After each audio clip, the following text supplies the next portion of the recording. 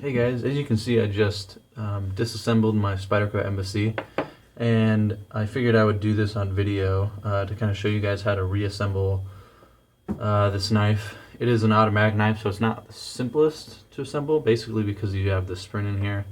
It's just kind of hard sometimes to get it back and all put together, so I figured I'd videotape it just for your guys' reference and also for mine, so that in future times I can remember how to do it. I've done it before, and of course I never videotaped it then, and I forget how to do it. I have like an idea, but hopefully this time having a video of it will help a lot. So I hope that you guys can see what I'm doing. I'll try to keep my head out of the way. So we'll go ahead and try and get this all back together. Let's see, man, this trying to think where to start. I guess probably we'll start by putting this little ball bearing in. This ball bearing goes in here. Oops. Goes in there after this. I think you saw in the previous video when I was taking it apart, this little spring fell out, and this is what holds the detent for the safety. And so that goes in there, and then the ball detent goes in right after that. There we go. And then we'll go ahead and put the push button in. See, this has a spring also that uses. So this just goes in there like that. This goes over that. And you know, actually, I think we can wait on that. We're actually going to wait on the ball bearing too. See, this is why I'm doing this, so I can remember how to do this in the future. We're going to get all this stuff out of the way. I think the first thing that we should do is put the spring in. So, as you can see, this blade, it's got this pivot here, and there's a tiny little hole right there, and that's what this small piece of the spring goes into. Hopefully you guys can see that. Hopefully it'll focus. So that goes into there, and then that's what catches on the blade to swing it open. So this looks like it goes in there like that. And man, I don't know if you guys can see that, but this spring is getting kind of bent up. I'm not quite sure what from, but it's not looking so good. So I don't think I'm gonna try and contact Spyderco, see if they'll send me a new spring. I kind of doubt that they will, because really I voided my warranty as soon as I opened up the knife. And I don't know if they'll send out replacement springs. They might, but we'll see.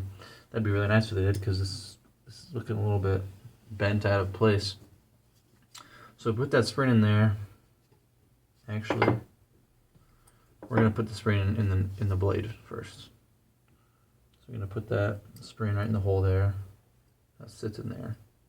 And yeah, and I can just tell it's like really out of shape, the spring is, compared to how it's supposed to be. Okay, so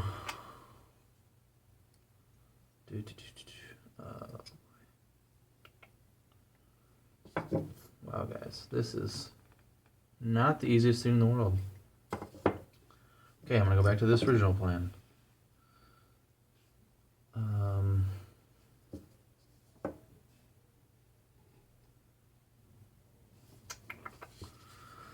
I always end up fiddling with it for a while, and then I always find out there's like some easy way to do it. Not sure. I'm never able to figure it out right away though.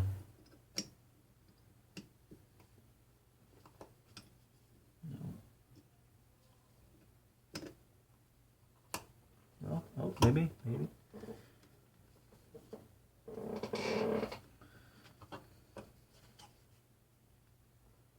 Maybe. Looks like this spring popped out there. It's back in there.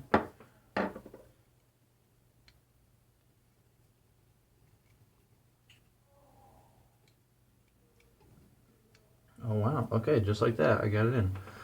Okay, so basically what I did is I had the spring in the handle first, and so it was in there, and then I just tried to put the blade on, and obviously it won't, there's still tension on it right now, so the little piece that sticks up wants to be over here.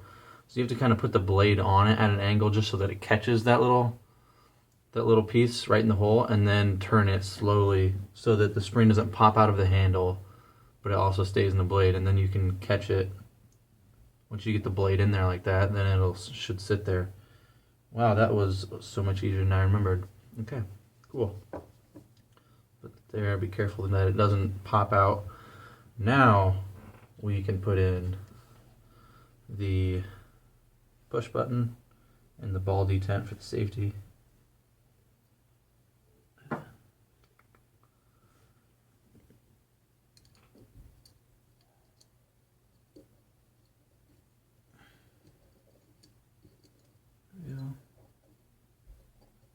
Looks good. Here's the safety, or the ball detent.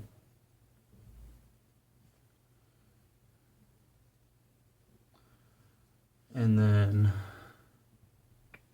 okay, this is a tricky part too, I remember. It's getting the safety on there. And I gotta remember which way it goes on. It goes on this way. So that sits in there like, oops, like this, I believe. And so that, then this little cutout there catches on the, when it's pushed forward, it catches on the push button so it can't move. So it was like that. So I'm assuming we want it in the on-off safe position. You know what?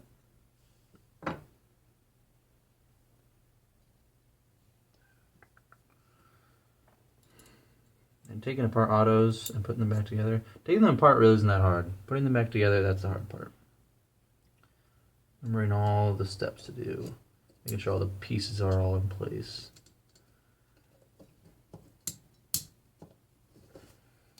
Okay, there you go. So I just kind of like put it on there as well as I could and then sandwiched it all together until it all fit together. So let's make sure that works. That does. Keeps it from going. Okay, so safety works. So next we'll go ahead and put our pivot in. And I'm not exactly sure what, what's T8, this T9. Not sure what size this pivot is because I thought it was a T9 and it's not because my T9 does not fit it. Like I'm able to screw it down at least a little bit. I don't know if that's going to hold there, but maybe not as much as it's supposed to be. So probably a T10 or T11, I guess. I don't know. Alright, so that's on there. And we just reassemble all these screws. If I had some Loctite, actually, I do have Loctite out.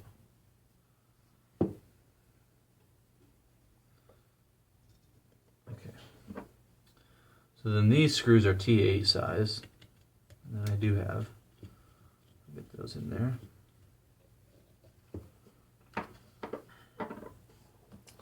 Why does it look like I'm missing a screw? No, I'm not. Never mind. Okay. I thought that the lanyard hole for a second was another screw hole. I'm like, I think I only have 3.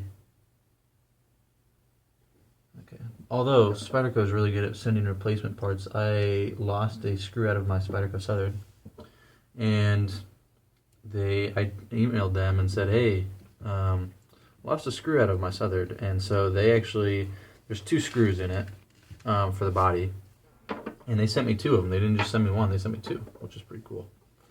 So that was really nice of them. And I don't think I've shared this with you guys yet, but I am trading my Southern, trading it for a billet spin navigator top. And if you guys have never heard of billet spin, go check them out. It's a company made spinning tops made by Rick Stadler is his name, and you can find their Facebook page, and it's just called Billet Spin. And he makes some incredible tops. The machining on those things is incredible, and that's what really drew me to getting those. And so I'm actually trading a guy my Southern for a bronze and stainless steel version of the Navigator. Anyway, so okay, let's see if this thing fires. See, that's a lot crisper now, that lock. It was, when after I sharpened it, it was like really sticky, nice and crisp now. Let's see if,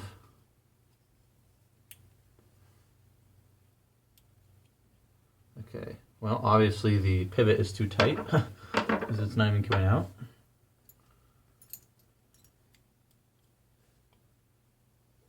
Ooh, perfect. Cool.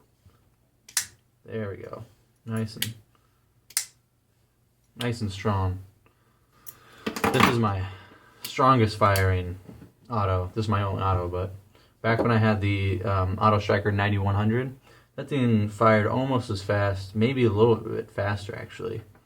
And then for some reason they made the 9101 not as fast. It was a lot slower actually. This thing is fast and it's smooth. Let's see, let's check the centering. Centering is nice. Perfect. Alright guys, well there you go. That is how you take apart and clean and reassemble a Spyderco Embassy, and pretty much any other auto that uses the same type of coil spring mechanism in there. That's going to be the same basic principle for taking it apart and putting it back together. Anyway, thanks for watching guys, and I'll catch you next time.